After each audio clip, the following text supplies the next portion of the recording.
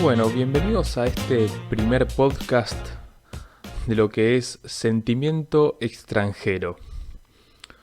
Hoy vamos a hablar de un tema que es muy común y que nos preguntamos acá muy frecuentemente en nuestro país, Argentina, que es ¿por qué no fuimos potencia?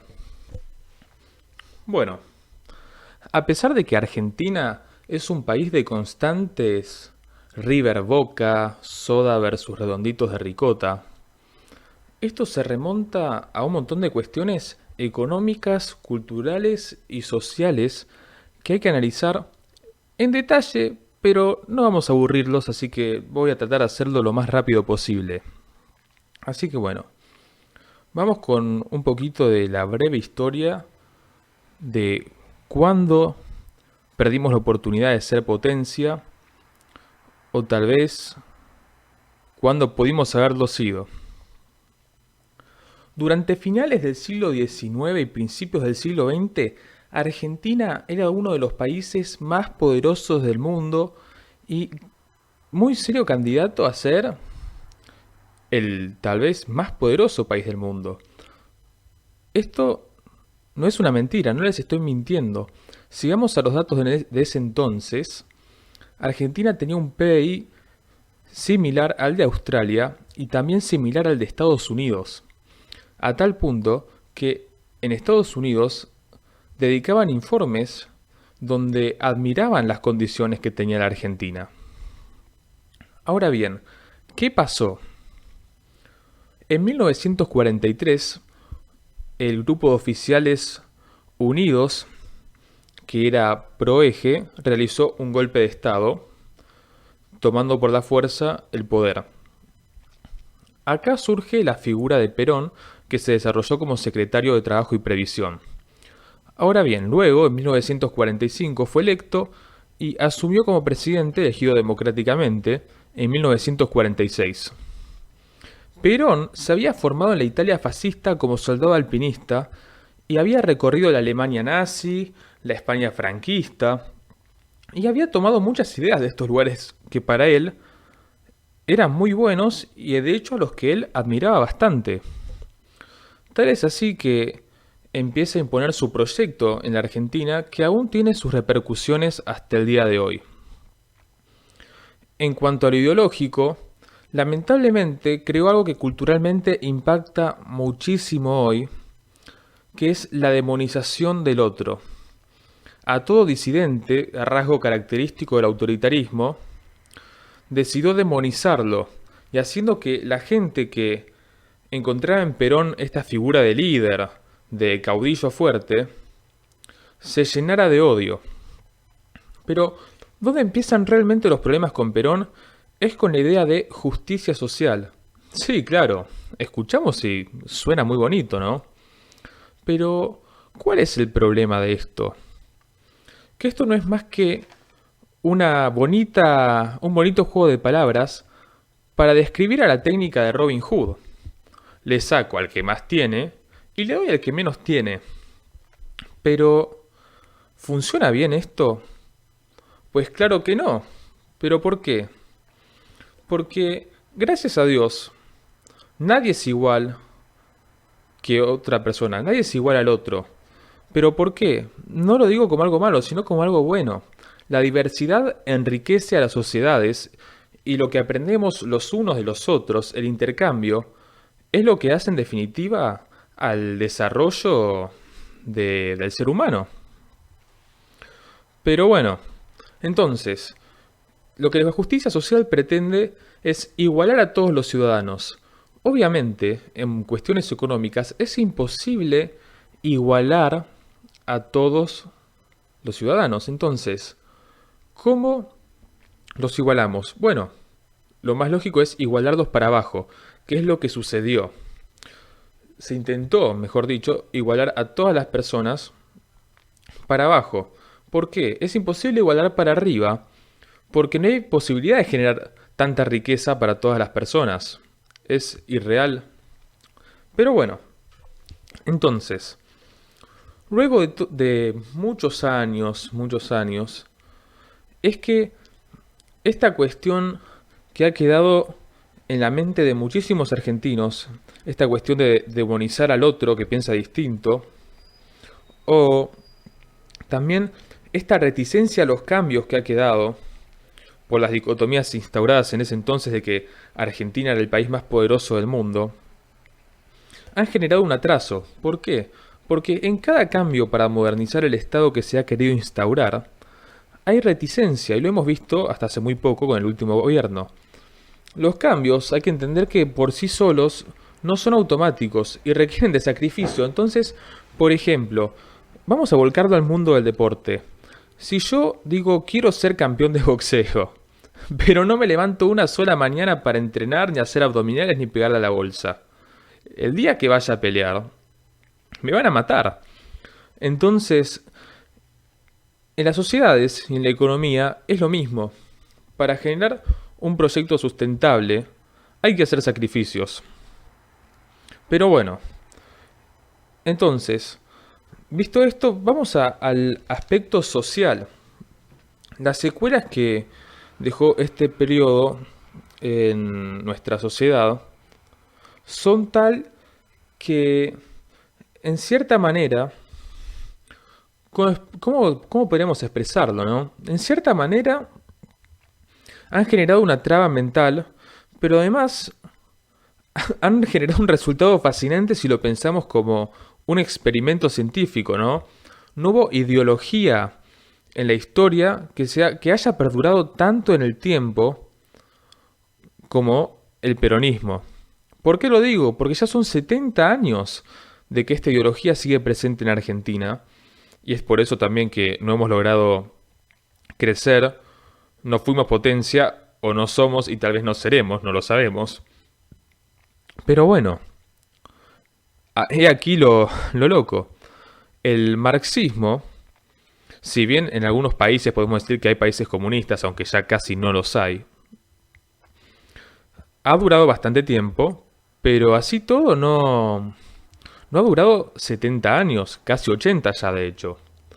Entonces, es un experimento social un poco trágico que no ha permitido a nuestra sociedad avanzar. Pero bueno, vamos ahora a pensar en los falsos mitos, ¿no? Que se han querido instaurar en el subconsciente o que son tópico permanente de peleas en Argentina. Una es la falsa dicotomía del país grande. ¿Cuántas veces escuchamos hablar que dicen, no, pero no podés comparar a la Argentina con Estados Unidos porque es una sociedad distinta y acá pensamos en la gente, bueno, etcétera? Pero la dicotomía del país grande sería, por ejemplo, cuando nos dicen, no puedes comparar Argentina con los países de Europa, porque Argentina es un país muy grande y muy difícil.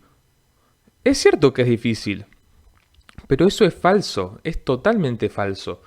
¿Por qué? Porque un país tan grande como Argentina tiene todo lo que se necesita para ser potencia. Veamos, tiene todos los recursos naturales, todos los biomas, un montón de capital humano. Además tiene a favor las universidades, la formación de nivel terciario, secundario, primario, que en todos sus niveles son gratuitos. Entonces, ¿por qué? ¿Por qué la pregunta? ¿Por qué no fuimos potencia? Y acá entra la psicología de lo prohibido, que esto es algo fundamental para comprender por qué no fuimos, por qué no somos o tal vez por qué no seremos potencia.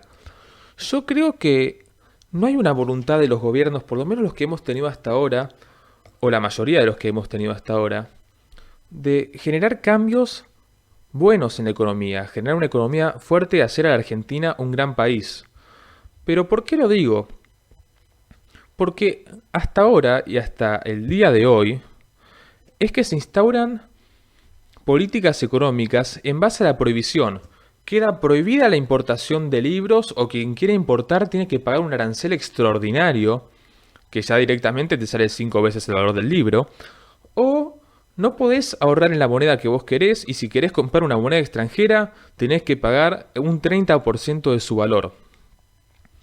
Esto lo único que genera es que la economía oficial se caiga cada vez más, pero además hace que se genere un mercado paralelo de todas las necesidades. ¿Por qué? Porque cuando nace una necesidad hay que entender este principio fundamental. Cuando nace una necesidad, nace un mercado.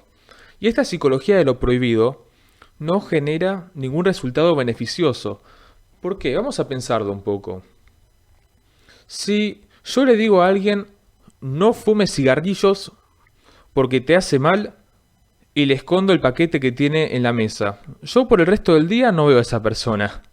Y esa persona después se va al kiosco, que está a la vuelta, que sabe que tal vez yo no voy a pasar por ahí, o se va a 10 cuadras más lejos, y se va a fumar un paquete de cigarrillos. Con la economía es lo mismo. Con estas prohibiciones lo único que se logra es que las personas se las ingenian para ir por otro lado. Pero bueno, es muy interesante comparar a la Argentina con otros países. ¿Por qué? Porque siempre te dicen, no, no podés comparar porque, como yo decía antes, Argentina es un país muy grande, o siempre hay excusas. No, porque la sociedad alemana es, es muy avanzada. Pero la pregunta es, ¿la sociedad alemana siempre fue así? No, no siempre fue así. Sigamos en la historia después del autoritarismo nazi y la terrible lo terrible que representó el Holocausto, ¿no?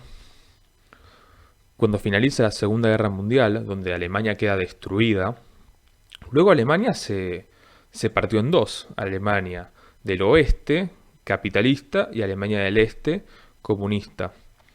Después de tantos años de sufrir estos problemas, con medidas que aseguraban la libertad de los individuos por sobre todo, preservando la esencia que es la libertad, Alemania decidió encarar un camino común con los demás países porque entendieron que solos no se podía.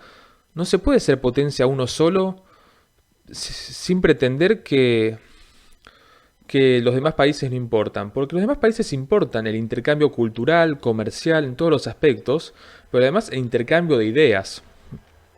Entonces Alemania logró salir adelante y hoy es el país más poderoso de Europa. Así también hay un montón de casos. Por ejemplo, vamos al caso de Israel. Israel es más pequeño que la provincia de Tucumán y surge como Estado, porque ya había una nación preexistente, en 1948, fundado por los habitantes de la región y además sobrevivientes del Holocausto, que no tenían nada más que a ellos mismos y que con su ingenio, con políticas comunes, con un objetivo claro de trabajar por el bienestar de cada uno de ellos y su desarrollo personal, lograron hacer un gran país. Entonces, vamos a estos datos. Hoy en día, 2020, el PBI israelí per cápita anual es de 39.743 euros. El de Alemania es de 41.510 euros.